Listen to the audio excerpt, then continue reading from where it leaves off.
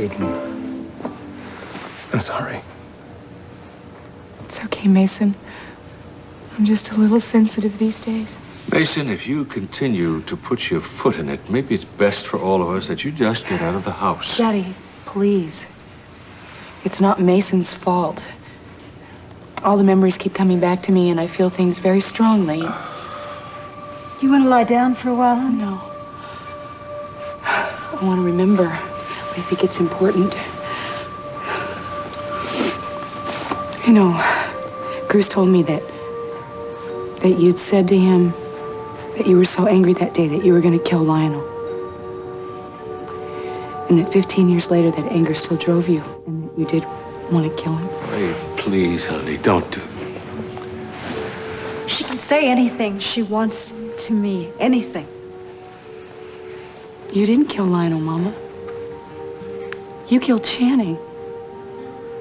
You killed your own son. 15 years later, and the pain drove you, and the anger drove you, and that's what I feel is going on with me. I have all this pain and this anger, and it won't go away, and I don't know why. No, I'm all right. I have to feel these things. I want to feel these things. I'm sorry, Mama. You sure you don't want to do this another time? Mason, I need you. I've always needed you. And I want you to help me remember the day that Mama disappeared. Day of infamy. How the hell can he help anyone? Daddy, this is Mason. This is his way. You're too hard on him. I can defend myself, Eden. I don't see how he can help you at all. He blames Sophia for everything. He doesn't have memories. He uses the past as ammunition. I love him. He makes me feel better. Cece, we have to let her do it her way. Any way she wants, all right? Mason, do you remember the day that Mama went away? I guess.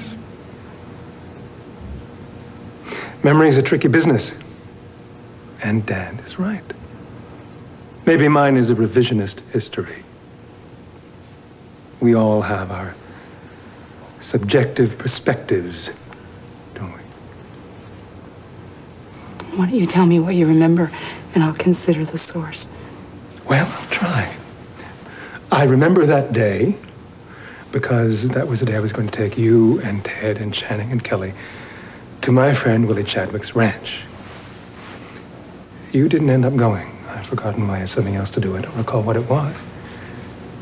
It disappointed me. It was a good day. Kelly was in heaven. She spent the whole day with the horses. I missed you because you were the one who kept everybody in line. And Channing, he was a brat the whole day. And as is my wont, I just made matters worse. When we got home, Dad took me aside. I'd never heard your voice like that before. You just said my name, and right away I knew something terrible had happened.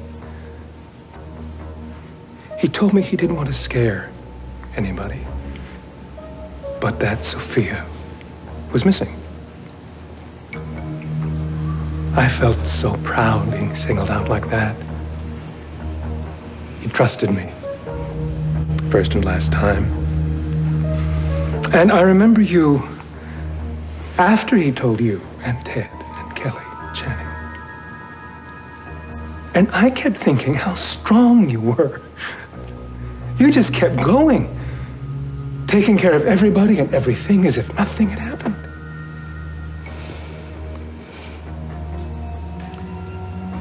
In her journals, Eden wrote about what it did to you, Mason.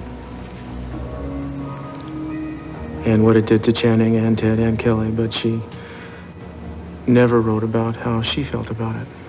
I should have known something was wrong. Maybe I just wasn't old enough. Maybe I just wasn't smart enough. It wasn't your fault, Mason. You didn't know. I didn't know.